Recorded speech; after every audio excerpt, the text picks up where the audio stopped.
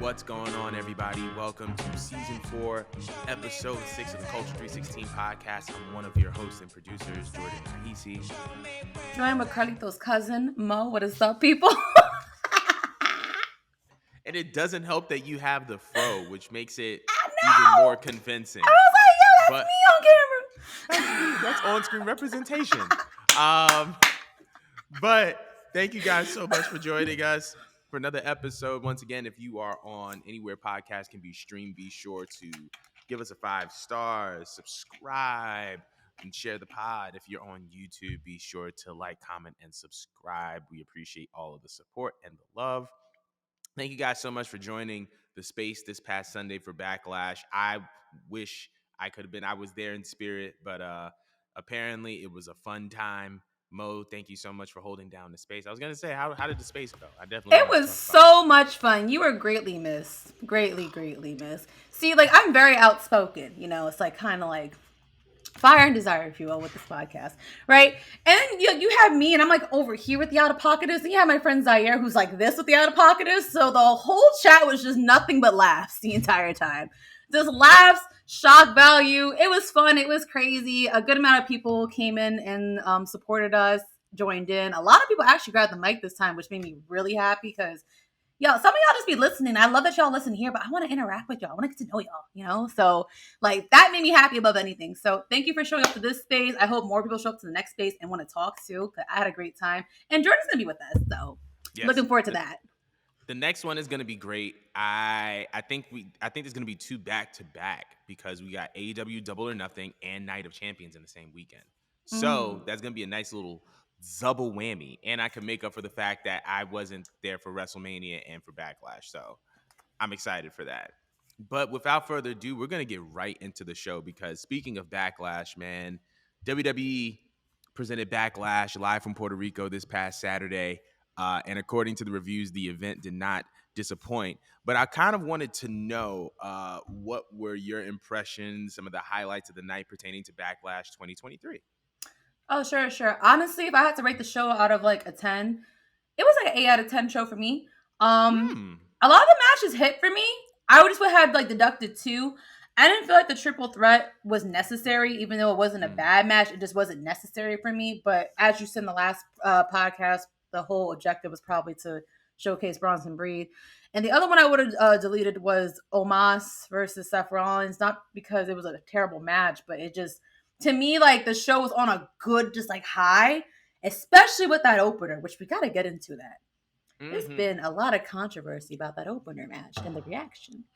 But if you delete those 2 matches and you would have moved Bad Bunny to the end, it would have been a perfect pay-per-view. But those 2 matches and the placement where they put Bad Bunny like being not even second to last, but like third to last, that to me was just weird. That was weird. But the matches were pretty good. Great opener with Sasha and not Sasha, what the fuck? Bianca and Io Sky. Wrong promotion. Right, word. Like, what am I doing? Like, it's been that long since I watched wrestling, y'all, that I literally. By the way, for someone that actually came back and to watch this pay-per-view, it was just like a nice way to like dip my toes in. But yeah, Io Sky versus Bianca. Honestly, great opener. It had like the Puerto Rican, to be honest. Like, because when it came to Bianca and Io Sky, I was watching it. But I'm not sure if Io Sky was just so happy to be in Puerto Rico, but she was moving like a baby face. Like, she was smiling a lot. Normally, for playing the heel character, you got to like do more heel-like actions, omit some of the baby face moves and the aerial stuff to a degree. But she was smiling a lot, and like the Puerto Ricans loved her, bro. Like, they loved her to the point where they was booing Bianca. And that was a whole debacle after, where everyone was like saying Puerto Rico's racist towards Bianca. Listen, bro, as someone that is half Puerto Rican, when I was watching, I felt like Io Sky was the baby face. Just because she was smiling through everything up until she remembered when Bailey and Dakota Kai came out that, oh crap, I'm the heel. I should be doing heel-like things. That's when she kind of switched it.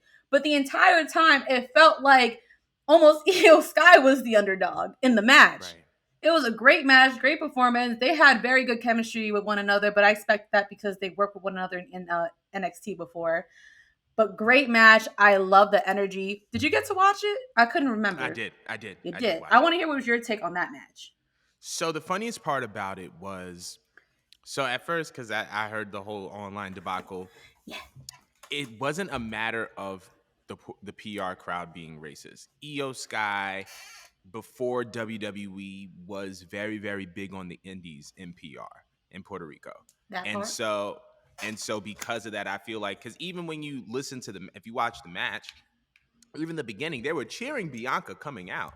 So they were happy to see her, right? Mhm. But it was just the fact that Io has so much history in Puerto Rico. And I honestly think that that was something that we have to give credit. I feel like that was a Triple H move, because he knows his wrestling. He knows the certain sweet spots and where certain people are going to thrive. And I feel like he was conscious of Io's history in Puerto Rico. And because of that, he was just like, we're going to make this the opening match. Yeah. And I feel like the fact that, you know, yes, Io was kind of the baby face Mhm. in that match, but it's the fact that Bianca and Io adapted on the fly.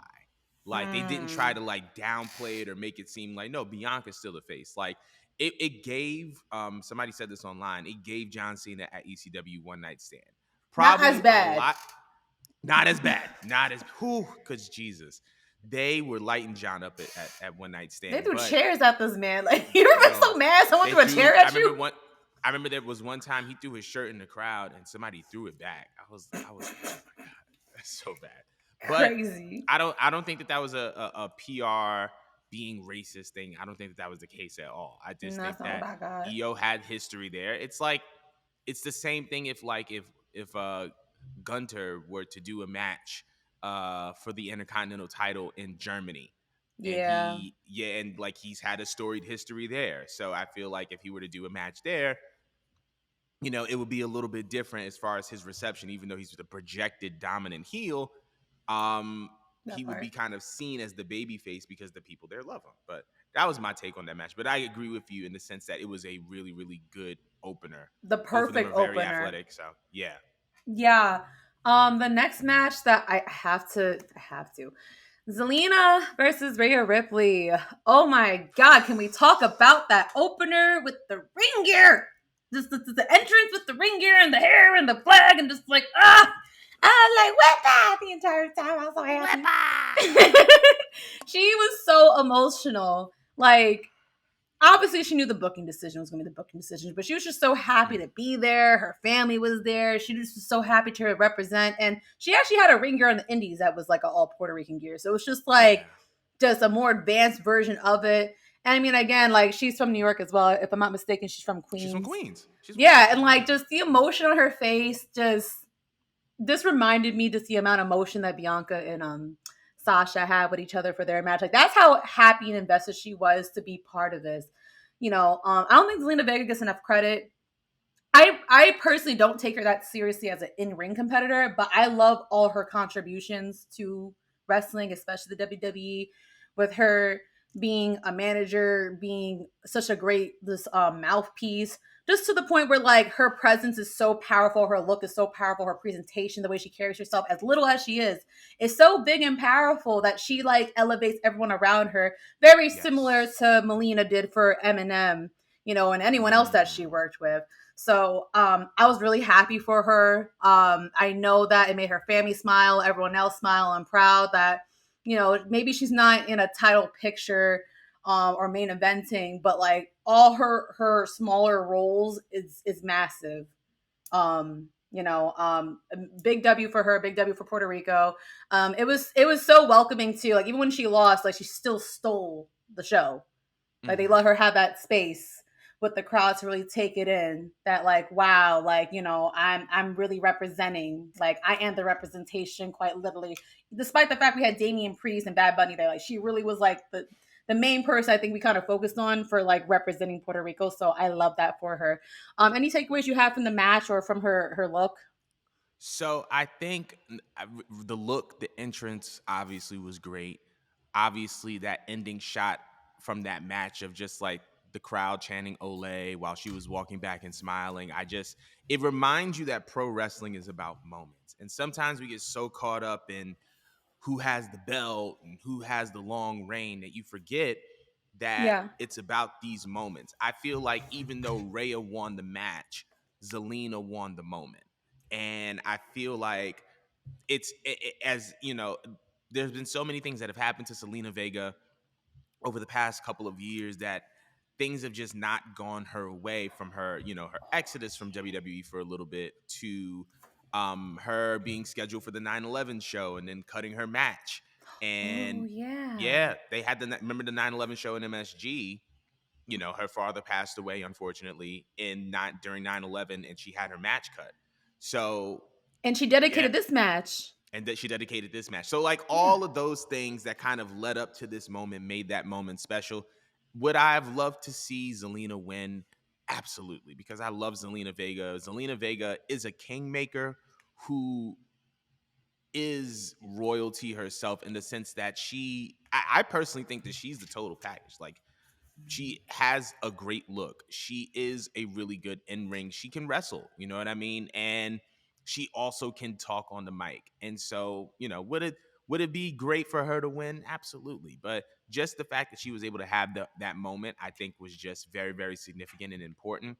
Mm-hmm. And I love the fact that she had that moment. And I love the fact that, all once again, I remember saying this a couple podcasts ago, like when they reformed the LWO, they did it right in time, because just her being, I think, one of the first women in the LWO, whether it was the OG version or the new version, and then to wrestle a match under that LWO banner in Puerto Rico for the SmackDown Women's Championship with someone who, I assume she has really, really good chemistry and camaraderie with, and Rhea Ripley. I think that was a very, very special moment for her. So I love the match. You know what I mean? I think it was great. It was very, very entertaining and engaging. And I'm glad that Zelina Vega had her moment. So that was like my take on that. So Love that. Love that. The next match on my list, I mean, of course, we have to talk about Bad Bunny. yes. Bad Bunny had the whole room shaking. Honestly, the this is such a small moment that popped me, but them pulling out the chacleta. I don't know Yeah. why that popped me so much, because for some reason I was expecting, since it was Puerto Rico, there was gonna be extra Puerto Rican about it and probably bring Yeah. out a wooden spoon and a hanger. I don't know why, but that's what I was expecting. I was watching the match, She but he said got really San Juan excited with Street that. Fight.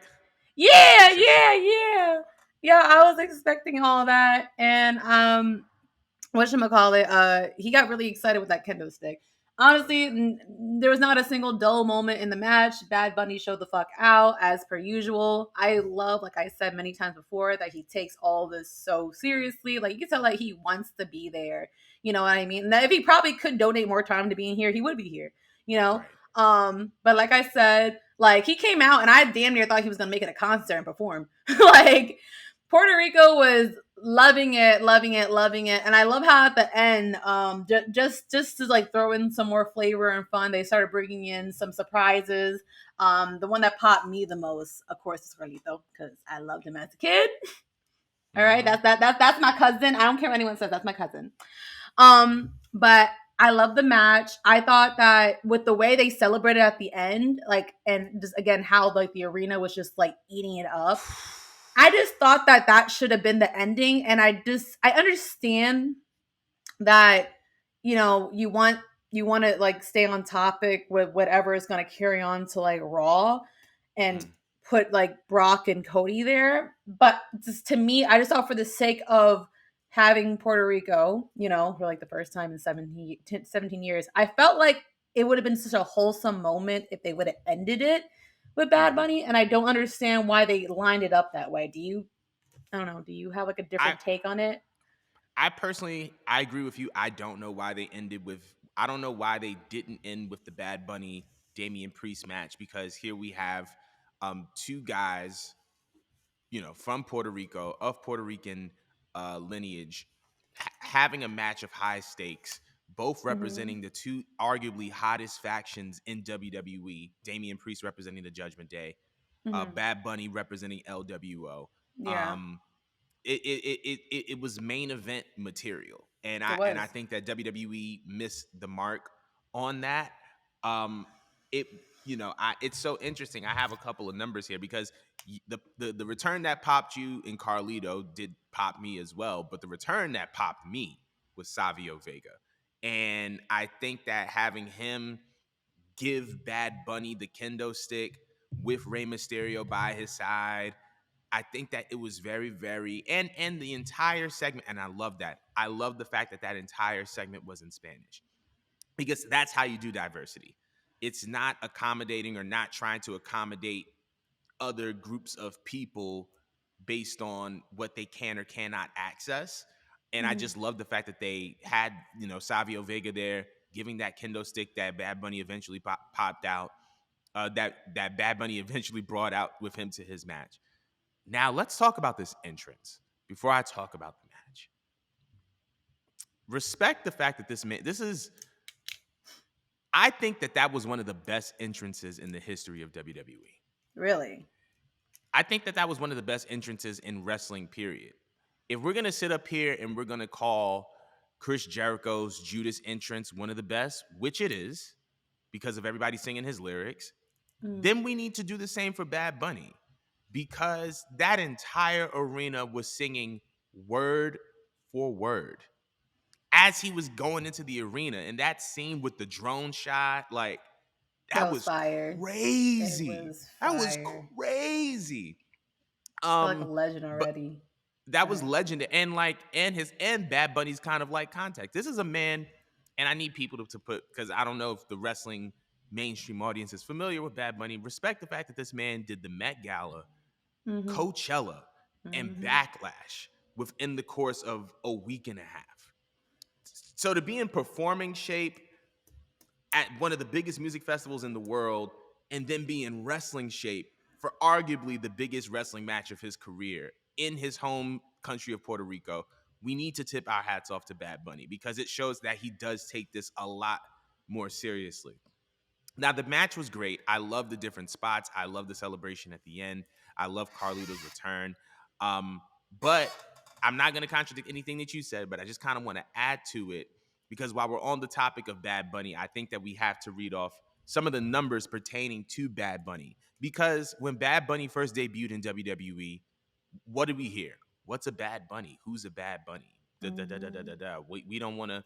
Bad Bunny, that when Samantha Irvin said that Bad Bunny is the most streamed artist in the world, that's not like a gimmick.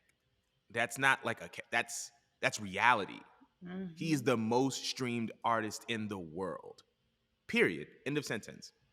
But if we can take a look at the numbers that he's done for WWE, this was the highest grossing and most viewed Backlash in WWE history. 17,000 attendees at Backlash, 16.7 thousand attendees at SmackDown. Most social Backlash of all time. Damian Priest and Bad Bunny had 40 million video views. Carlito's Return had 8.2 million video views. That was pertaining directly to the Damian Priest Bad Bunny match.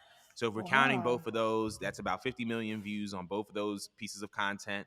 It broke merchandise records for Backlash. And as of Tuesday, May 9th, Bad Bunny and LWO merchandise accounts for 9 out of the 10 top selling t-shirts on WWEshop.com. Wow. That's Bad Bunny crazy. isn't Bad Bunny isn't one of the top 10. He is the top 10. The only other person that was outside of the LWO spectrum that had a top 10 selling t-shirt this past week was Seth Rollins. So it goes to show you, oh, and there's more. And Sponsorship there's revenue more. was up by 98%. Viewership was up by 28%. And Mm. all of this information is available on corporate.wwe.com if you want to check out the press release. Mm. But when we're talking about a draw, when we're talking about a needle mover, we have to acknowledge Bad Bunny as a draw and as a needle mover. I think he's the second biggest draw in WWE, and right over him is Roman Reigns. Matter of fact, I'll put him and Roman Reigns on the same level Yeah, I was as about to far as their say. ability to draw, because of hmm just Bad Bunny's mainstream and crossover power, and him being able to bring over his audience to WWE. So Yeah. we have to. I just had to get that off um, about that Bad Bunny Damian Priest match. I think it was a great match. It was a great story. Um, and I think it was a fantastic ending. I just think that that should have been the main event, and they missed the I opportunity there. agree. I 100% agree. The only other match that I actually liked about, I mean, of course, we have to discuss the ending. I'm gonna skip straight to like Hmm. the argument of the night. The ending to Brock and Cody. I actually Hmm. enjoyed the match, and I ended up being in the minority. I was in the Right. minority of people that it was fine with the ending. Reason Hmm. why I was fine with the ending was because Brock is a beast, but Cody can't afford to lose. Mm. So I don't normally agree with roll ups because they're very cheap. However, Cody is supposed to be built to be like an underdog, Hmm. and like they're still making Brock still look, strong as shit, by having him beat the shit out of Cody, but Cody tried to, make the comeback and stuff like that. And we thought for a moment Brock had it. The only way that you could try to defeat someone that's bigger and stronger than you is to try to outsmart them. So was it a Hmm. very cheap victory? Yes, it was a very cheap victory. I wouldn't recommend it for every time they fight one another, but you knew that this feud was going to continue. Like Yeah. you knew that it wasn't going to stop at that. So I don't think a clean win would have helped either party because Brock shouldn't look weak and Cody can't lose after losing at Mania. Like that's just Right. we can't do that. Now we have to rebuild him up and rebuild that story arc. So when he does win, it's more powerful because if he already lost and he lost again, we're just gonna look at Cody as just a lost cause or a loser. Because you know how wrestling fans are. Y'all make your minds up very fast. So I was actually in the minority that was perfectly fine with the ending and thought that that was fine. My only issue is that the placement. That should have been something that like maybe you put it like second to last and then follow up with Bad Bunny because you would have been annoyed until you thought about it later on. But Right. then Bad Bunny would have came in and saved the day with everyone else, like Carlito and all that stuff. So that was just my personal opinion. But I want to hear your take on the finish between Brock and Cody. I actually 100% agree with you. The moment that I saw Brock busted up, and the moment that I saw um, that roll up, I knew that that feud was going to continue. And so Yeah. because of that, and it's ironic because the same way that kind of Cody kind of pulled off the victory against Brock is the same way that Brock pulled off the victory against Omos at WrestleMania. So I think that it's like kind of like a role reversal type of situation. I also just think that like you said, Brock is a beast. Cody is a lovable babyface. You want to keep Brock strong, while keeping Cody the underdog and having him win in an unexpected way. And I think that they did that the right way. Mhm. Especially because Cody went into that triple threat the next night on Raw, and Brock cost him the match. And it's like if Brock loses, you're not going. If Brock loses clean, is he going to be a believable beast? No, you're not. Like if Brock were to lose clean in the middle of the ring, that would have been the end of the feud, and there's nothing to progress towards. There's nothing left for kind of Cody to conquer in that story. Whereas if it's Mhm. a roll up, it's like it's a cheap victory. I'll come back, or Brock is going to come back and try to get his lick back, and then that's going to lead to a bigger match with bigger stakes. It extends that. It kind of buys Cody time as the bloodline story is still developing, which the whole spike or the him solo about to hit the spike, very interesting development. Yeah, the Um, way Brock came back, like just being this like psychotic and evil, just saying like, "How dare you do that to me? How dare you outsmart me?" Basically, type of shit, and right, just bullying the shit out of Cody to the point we felt bad for him. That's why we needed that. Like right, that's why, because Brock still, to some people, like they still haven't like shooken off how likable he is as a babyface since he's been more yeah, talkative and stuff like that. So we needed something to force that shift, and what else than to, have Cody like sneak win and then make him for real snap and go into full heel mode. there it So is. that's what I thought of it. Anything else you'd like to add? Um, I'm trying to fake. I think there are a couple of notes because I definitely that's why I was scrolling because I took notes on Backlash, I think and we missed one I match that was likable. I don't think it was a matter of missing matches. I think we covered everything important, but I do think Mm-hmm. that there's two things. None Number one, we can see that WWE is doing things that are a little bit edgier this time Mm-hmm. around. And it's in the little things though. Bad Bunny coming back to SmackDown in Puerto Rico with the WWF scratch logo jacket on. Um, that was a sense of edge, right?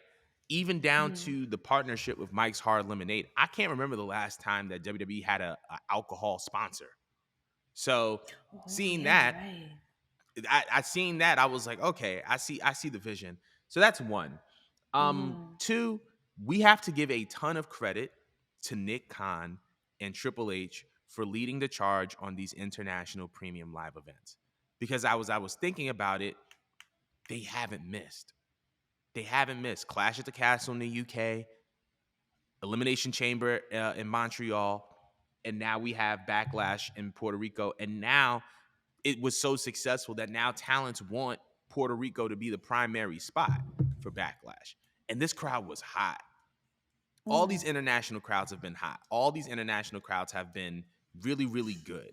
And I think that it's because of Nick Khan and Triple Yeah. H that they are able to kind of explore this avenue and explore this avenue and flourish and be successful, because international events, international having multiple international events within the course of a year was not something that we had expected from WWE 2 to 3 years ago. I mean, there were the Saudi shows, maybe I think there was like a Australia show, but like other than that, it wasn't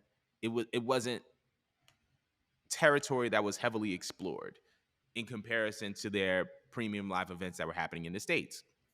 But I Mm-hmm. think that I just wanted to highlight that. But you know, I think that kind of concludes kind of like our little dive into this. So we want to know what everybody else thinks about Backlash this year.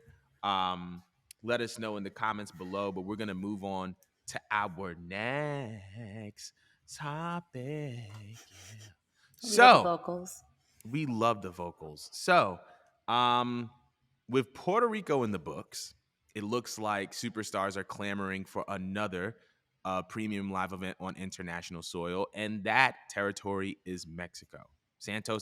Escobar recently sat down with the Getting Over podcast to discuss the importance of Backlash in Puerto Rico, but also expressing that they should be the next step should be doing Aztec Stadium in Mexico City, which holds about 110,000 people. So my question to you, should Mexico be next on the list of places that WWE visits for international premium live events? Oh yeah, why not? Why not? Especially with the magic we just created in Puerto Rico. I would love Mm-hmm. that. Brave Mysterio better be part of it. Better be.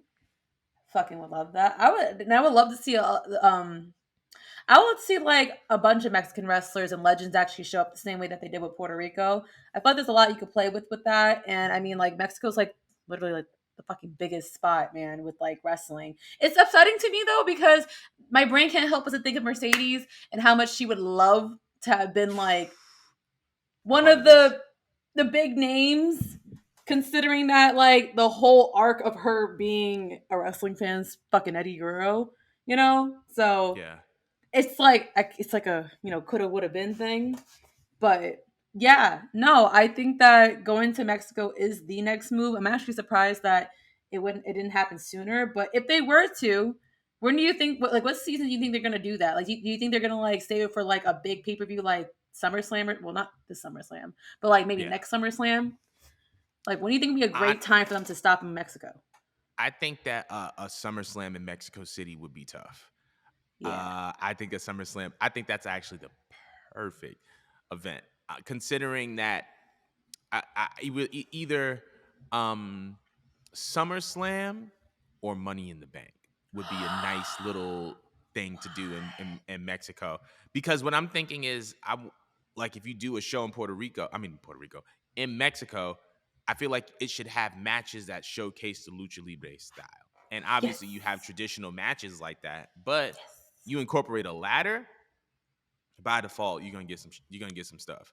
But it's so interesting. So Santos talked about Mexico. Mia Yim said South Korea as a potential place or a place that they should visit. But I think they should be able. I think WWE needs to do everything. Like they need to go to every country. But as far as Mexico, I would definitely be open Why to Korea? South Korea. Why I Korea? mean, when have we seen a WWE? When have we seen a premium live event? It When just have we seems like seen it a would be pay per view? quiet. Nah, that would be North Korea. That would be North Korea Oh. because of the whole. There's a split. North Korea is very like dictator esque. South Korea is very like democratic. But Okay. South Korea, I would be open to that. I think that would be super tough. But Back to the main topic of Mexico. You think they ever get to? I'm sorry to cut you off. You think that they'll You're ever good. go to Japan? Like, is there a way they can even go to Japan?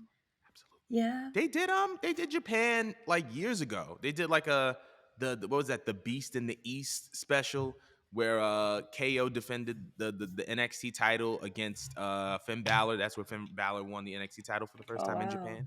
So They it's should definitely possible. do I that. I think that it's definitely possible.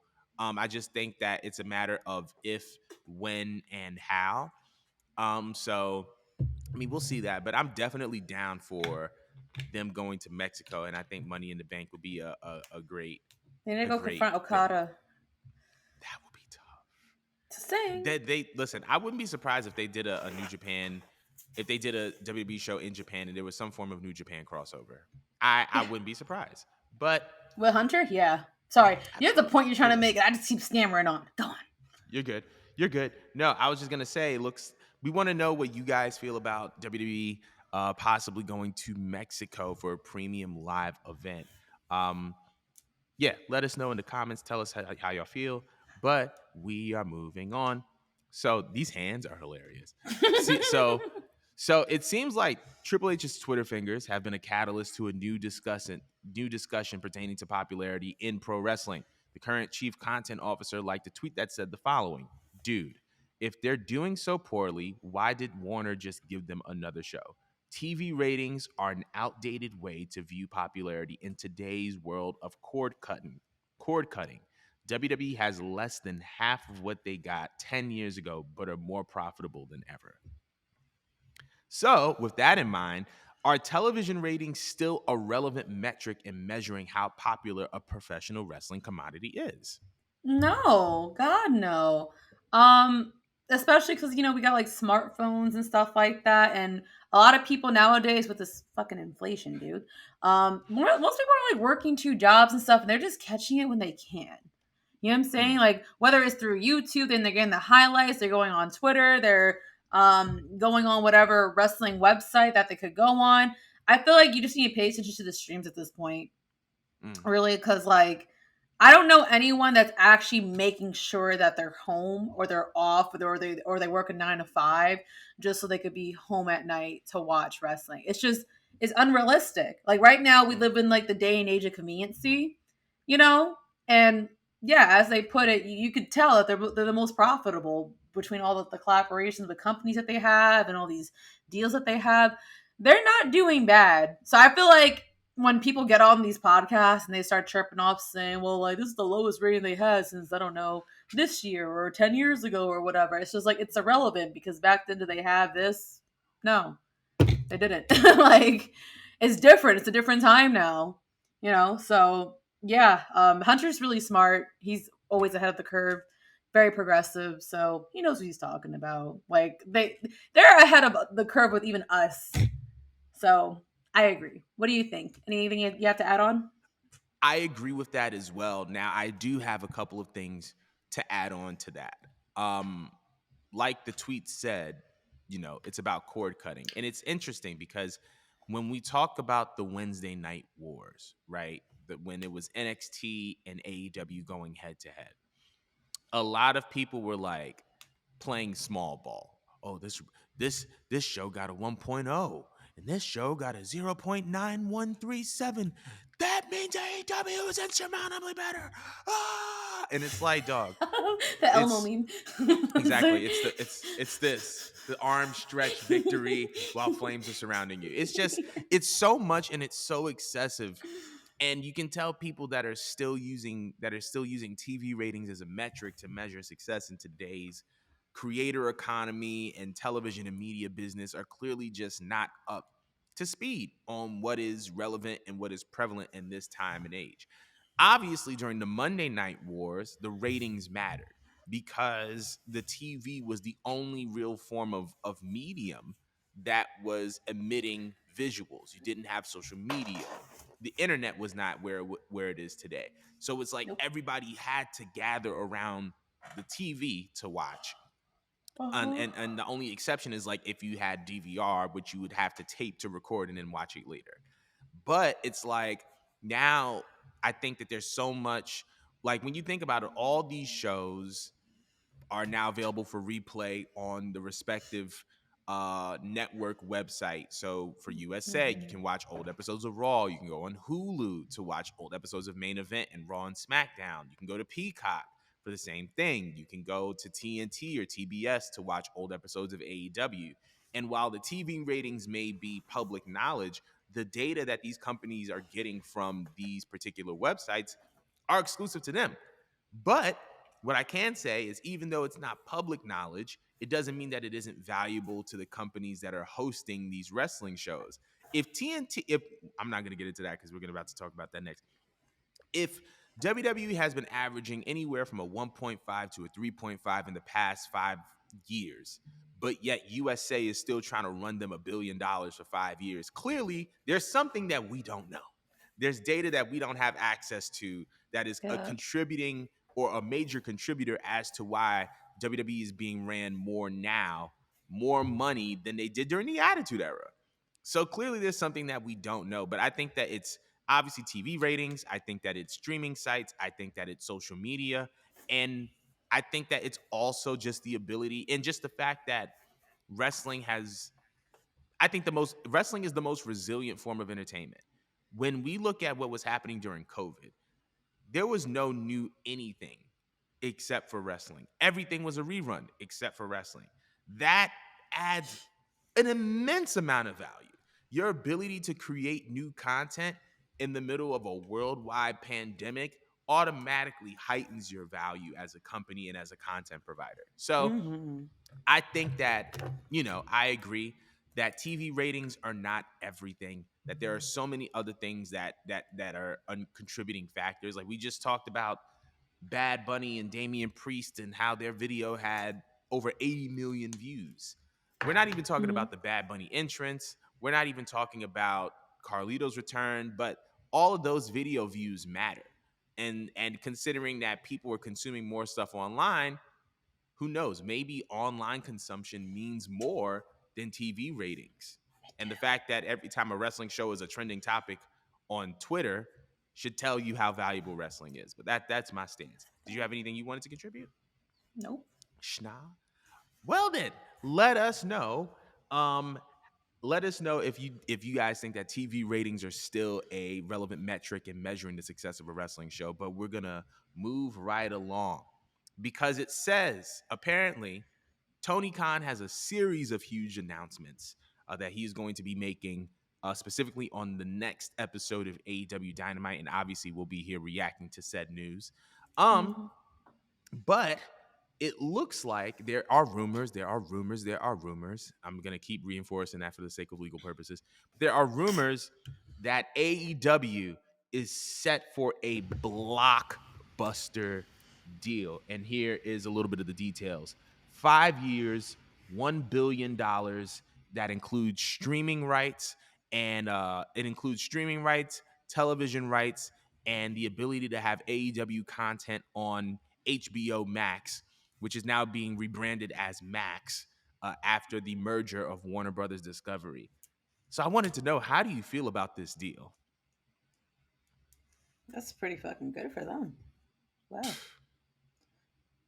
Not like I'm pretty sure I saw this last show, and I'm just gonna, I guess, echo it again. Like they're doing pretty. If it's true, of course, because it's a rumor, Right. they're doing pretty goddamn good for themselves at an accelerating rate. Because this company's only been here for like 3, going almost 4 years. That's insane. $1 billion does. Yeah. How long did it take for like WWE to even pick up this type of pace? And what do you think contributed to this? What do I think? So I think, Yeah. well, I have to figure out the timeline because I'm not particularly sure. But WWE went through like a series of things because WWE started to explode when Vince McMahon started buying up the local territories and then moving the product to cable television. And Mm.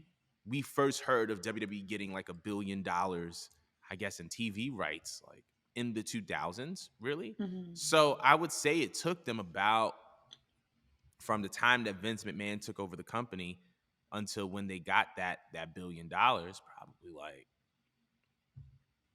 20, 25 years, maybe 15 to 25 years. Yeah, yeah, yeah. And but like to give it proper context, they got like $1 billion per show. Like they get $1 billion per, for Raw, $1 billion for SmackDown, and whatever else is like negotiable. So, Word. but but what I was gonna say, did you have anything to contribute? Because I was gonna go off. But I want to This hear is for your you side. because you better explain this than I can because I'm gonna give this to you. I'm Drew's excited. about to go off. So we need to acknowledge. So when we talk about the growth and expansion of wrestling companies, I was thinking about just like popular forms of media, right? Mm. WWE is, if WWE was a medium, it would be television. If AEW was a medium, it would be Facebook. And I'll explain. It took Facebook. television, it took television, I think like 50 years for it to reach X amount of households. Facebook did it in exponentially more time, like exponentially less time. Let me actually look this up. Actually, hold on. Wait, what How were the comparisons many again? Was it Facebook and MySpace? What? Facebook and TV? So it's like how many households did TV reach? All right. So how many households? I So don't know why I said so like think about MySpace. it, right? It went from 9%. So Americans households had, so in 1950 only 9% of American households had a television set, but by 1960 the figure had reached 90%. How many households did Facebook reach? I'm looking this up in real time, y'all. So how many users does Facebook reach? So it's like, dog on it. All right. So it's Facebook reached 2.9. What I'm trying to say is that it took AEW to get a WWE deal so much quicker than WWE did. But we have to acknowledge the fact that they're standing on WWE's shoulders. We have to acknowledge the fact that AEW walked into a field that was dominated by WWE, and because WWE reinforced the value of professional wrestling, AEW was able to come in, offer an alternative, show up, show out, and get an insane amount of money within the course of 4 years. When WWE it took WWE at least 15 to 20 to get close to this ballpark as far as a number is concerned. Yeah. Um, Also, we have to consider that this is a multi-platform, looks like a multi-platform deal. So this would include broadcast rights. This would include streaming. This would include probably having pay-per-views hosted on Max. So the same way that WWE has pay-per-views on Peacock, uh, presumably is the way that AEW would have pay-per-views on Max. So all of this is just a really big deal. And if the fact that if they have reached, or if they are striking a deal that is $1 billion deal, that means that AEW is $1 billion company, because that $1 billion deal is an asset, right? It's an asset worth $1 billion. You take that, you couple it with all the things that they already own, and AEW is $1 billion company. So the fact that AEW within 4 years has become $1 billion wrestling company is insane and deserves to be celebrated, because that is not easy. It's not easy to run a wrestling promotion and to amass a following and a fan base that leads you to be $1 billion wrestling company. And they've grown so much, and they've done so much, and they've gone to so many territories. And now with All In, now like last time we were talking, they were talking about 46,000 or 43,000 tickets. I think it's at 60 or 70,000 now. That's Jesus Christ. insane. They're gonna sell out Wembley. All Elite Wrestling is about to sell out Wembley, and they're about to become $1 billion company. And they did it their way. We talked so much about the fact that, oh, John Moxley bleeds too much, and the CM Punk thing, and da da da da da da da. And that's all well and good, right? But this is very, very important for wrestling, because one of the reasons why one of the reasons that like WWE has been so successful is because they perfect their brand of wrestling. But there were so many other wrestling companies that tried to do what WWE was doing, because it was perceived that it's only if you conform to their way that you can be wildly successful. That's part of what led to the kind of like the demise of Impact Wrestling, right?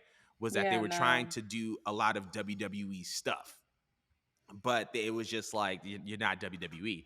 But to see AEW hit a $1 billion deal deserves to be celebrated, and I think that it's just an amazing major accomplishment. Tony Khan deserves to be proud. Also, it's they obviously the internet be internet, and they were talking about how the Boston show on July 19th was scheduled for a 7,200 seater show. It just got moved to the TD Garden. So Oh maybe that's a sign of the wow. times. Also, Mm-hmm. who's from Boston again? What wrestlers from Boston again that just left WWE that's been in New Japan that could, be making a nice little AEW debut? Mercedes, but I also want Cena back now. Um, Cena in AEW. But yes. I mean that Just for a I feel one-time appearance, be funny. just a one-time appearance. Yes. But I mean, like, seeing like this expansion, I mean, we could see a Mercedes Monet appearance in AEW. We'll see what happens. But outside of that, though, I'm over the moon about this news. This is great for wrestling. I said it in the last podcast. More TV means more money. More money means more people get paid. And more people getting paid means another environment where wrestlers can thrive and be themselves. And I love that. I love that for the wrestling industry. I love that for wrestlers. Um, and I listen, Summer's on the way because Thunder Rosa came back last night to Dynamite. Listen, John Moxley. I mean, not John Moxley. Don Callis turned against Kenny Omega. Miro came back last night. So something is going on, and I'm very, very excited for AEW. But much shout outs to them. But we want to know how y'all think, is All Elite Wrestling really set for a $1 billion deal? And do you think that they're worth that money? I personally think that they are. But we're going to move on to the next topic. So, while we're talking about just kind of like revolutionary things, we've been talking about Impact quite a bit as it pertains to them picking up Trinity, who has been killing it as well. But it also seems like Impact Wrestling is getting into the NFT space. According to Fightful, Impact Wrestling is going to be having some NFTs launching in June. I'm going to read it verbatim. Impact Wrestling is getting into the NFT game. They announced that they will launch its NFT line in June. Santino Marella will be the first featured NFT talent. A line of Mickey James NFTs will be launched in the summer. I want them. And I it don't looks like they're understand these, but I want some now. so You they're said like Mickey. digital. I mean it NFT. Yeah, I want Mickey too, but uh NFTs, I think it's previously explained, they're like digital collectibles. They're non-fungible. The correct term is non-fungible tokens. Mm. However, in this context, they are digital collectibles that you buy and exchange on the blockchain. So you would pay a form of cryptocurrency for said item, and you would get this one of a kind unique item that's exclusively yours, um, for X amount of cryptocurrency. That cryptocurrency could be Bitcoin, it could be Ethereum, and that public record will all that purchase will be registered on the blockchain, which is kind of like a public record of the things that you buy in Web3. But that's a little just bit about NFTs. I didn't want to get super deep into it, but I just wanted your opinion on the fact that Impact Wrestling, this, in my opinion, the comeback story of pro wrestling as far as their ability to get talents and stuff. How do you feel that they're getting into new ventures and just new things in general? Do you think this is going to help the notoriety of the company? Let me know. Oh, definitely. And I'm gonna be biased and call it the Mickey James and Naomi effect. I'm gonna come up with a ship name eventually, but for now, it's the Mickey James and Naomi effect because, um, like they've been around for a long time, but I don't think they've been like really taken seriously or consistently taken seriously. Um, Mm-hmm. but I mean, this is all very good for them because all I'm seeing from here is just like mini progressions for them, working towards bigger deals. because I Mm-hmm. find it really weird that Impact still isn't on like a regular TV channel. Like that to me, it never made sense. Like I don't Mm-hmm. really watch Impact. I'm trying to get into it for my girl Trim, but I feel like this is massive for them. Like it's a little win to other companies, but it's a massive win for them because they really feel indie-ish. So for Mm, them to do this, it's like all right, like it's like a small little W towards being taken seriously as working their way up to being the major fourth promotion mm. in wrestling. So that's pretty cool for them. Happy for the wrestlers that are involved getting I'm gonna say NXTs being involved in the NFTs. I'm gonna try to get on that way once I fully understand it, even though Jordan did explain it to me not once but twice now. Jordan, how do you feel about this? I I feel like it's amazing. I'm a big proponent of Web3. I think it's the future of fandom, of music, of collectibles, of art. I Yeah. think it's just the future of everything. But I think that what's more important than the item itself or the fact that they're getting into this space is just what them getting into this space means.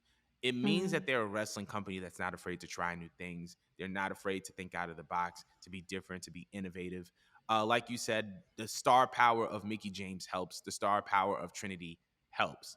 But I also think that you don't do these things unless you know you have a community of people that are willing to support you. And Impact is starting to regain that community. Impact is starting to mhm, regain that fandom. And they, once again, the same way that AEW is now, you know, gaining this success by being themselves, Impact is starting to rebuild by being themselves. You know, you don't hear about Impact trying to do anything that is similar to WWE or AEW. They're just kind of doing themselves. And along the way, they're picking up a lot of great talents, putting on a lot of solid stories and matches, and just, you know, shaking up the wrestling world. And I just think that this is another one of those ways that they can do that. So I'm really, really happy for them. And I think that it's just saying that Impact is on the rise again. I don't know if it'll be on the same level as it was when you had the AJ Styles and the Samoa Joes and the Bobby Lashleys and the and the Perk perk Angles. Yes, angle. I said Perk Angles. I said Perk. I said Perk Angle. But and this is another thing. The reason why I don't think that it's on a bigger platform is because of who is owning them. I think they're owned by Anthem Sports or Access TV or something along those lines, and that channel isn't necessarily accessible to everywhere or to everyone or to every cable provider. And because of that, it's not widely available. Also, it's time slot because I think it comes on at like 10. So it's like it's already not on the most accessible channel because of who owns it. And then on top of that, the time slot doesn't make it any better.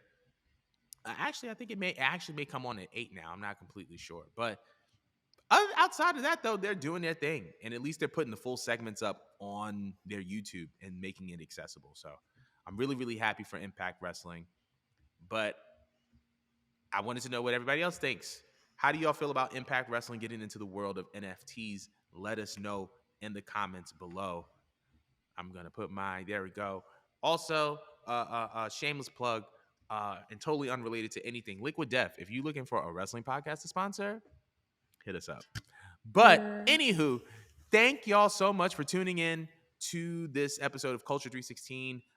We'll be back next week, and we'll also be back for our back-to-back spaces at the end of the month with Night of Champions and what was the other? What was the other? What was it? And Double or Nothing. But thank y'all so much for coming through, and we'll see y'all next week.